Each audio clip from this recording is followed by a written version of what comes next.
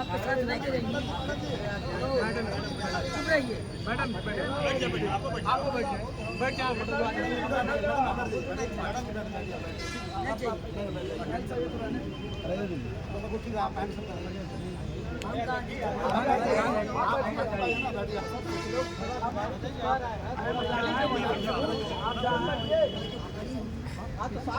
साथियों, मैं भीम आर्मी गोरखपुर जिला संयोजक, मैं एक बात बताना आपको चाहता हूं कि आज ये जो भीड़ है वो हमारे मुखिया भाई चंद्रशेखर आजाद, हमारे भीम आर्मी के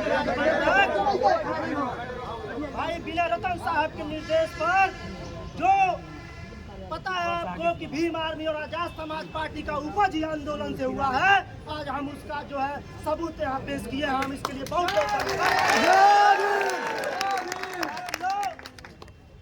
जो सरकार है वही सुप्रीम कोर्ट है, जो सुप्रीम कोर्ट वही सरकार है।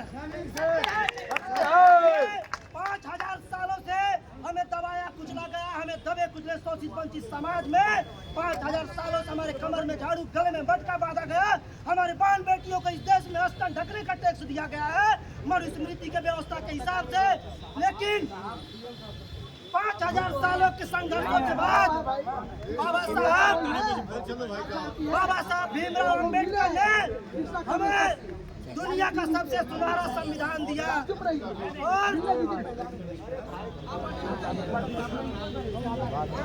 जब बाबा साहब अम्बेडकर ने हमें संविधान दिया, उस संविधान के हिसाब से इस देश में शोषित वंचित दबे कुचले समाज को आरक्षण की व्यवस्था की। आरक्षण की व्यवस्था के बाद 75 साल हुए देश को आजाद हुए, और आरक्षण के हिसाब में SC ST को मिला के 22%, OBC को 27%, लेकिन हमारा 22% आरक्षण नहीं पूरा हुआ। केवल हमें 5% आरक्षण मिलता है।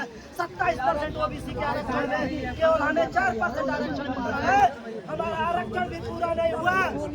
उसके बावजूद सुप्रीम कोर्ट का है मनुवादी जजों ने फैसला दिया है कि जिसको आरक्षण का लाभ मिल गया उसके परिवार में फिर आरक्षण का लाभ नहीं मिलेगा।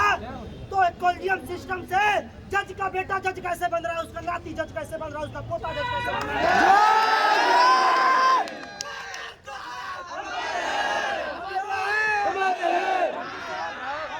हम लोग चंद्रशेखर आजाद, राम प्रसाद बिस्मिल्लाह, भगत सिंह को अपना अनुयायी मानते हैं और हमारे नेता भी मानते हैं।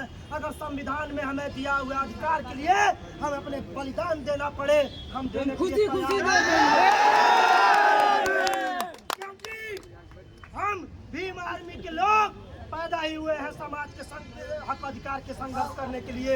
आप सभी लोगों ने जो अपनी मौजूदगी पेश कराई है, ये साबित है कि हम जिंदा हैं। और सरकार किसी का हो, सुप्रीम कोर्ट का जस्टिस कोई हो, हम पढ़े लिखे युवा हैं, हम अपना हक अधिकार जानते हैं, हम जानते हैं हमारा फायदा नुकसान क्या है। ऐसा होने नहीं देंगे। 5000 सालों से जिस समाज को दबाया गया, मैंने कहा कि हमारी बहन बेटियों को स्तन ढकने का टैक्स इस देश में दिया गया है। हमारे गले में झाड़ू, कमर में मटका बांधा, हमारे गले में मटका, कमर में झाड़ू बांधा गया है। उसके बाद हम वो बीज है जो जमीन के अंदर फंसाया गया, लेकिन हमने संघर्ष करके अपनी उपज किया है। इस दुनिया में सबसे लोकप्रिय संविधान हमारा है जो बाबा साहब अम्बेडकर ने बनाया है। इस संविधान के लिए हमें अपना बलिदान देना पड़े, दिया जाएगा। साथियों, फिर से बाबा साहब अम्बेडकर जैसा कोई पैदा नहीं होगा कि हमारे लिए ऐसा संविधान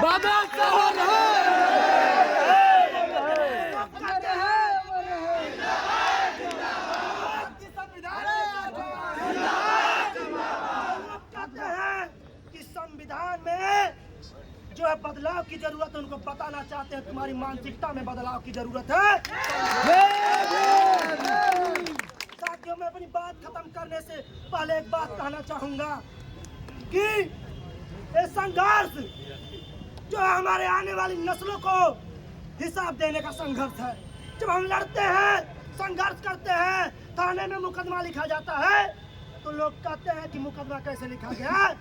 तो जो लोग लड़ रहे हैं वो आने वाली नस्लें कहेंगी कि जब संविधान खत्म हो रहा था, देश में कोलिजियम सिस्टम लागू हो रहा था, उसके बाद जब बाबा साहब ने इतने संघर्ष के बाद संविधान दिया, हमें अच्छा कपड़ा पहनने का अधिकार दिया, हमें अच्छा खाना खाने का अधिकार दिया, गाड़ियों में घूमने का अधिकार दिया, अच्छे मकानों में रहने का अधिकार दिया, उस संविधान में दिए अधिकार को क्यों नहीं बचा पाए?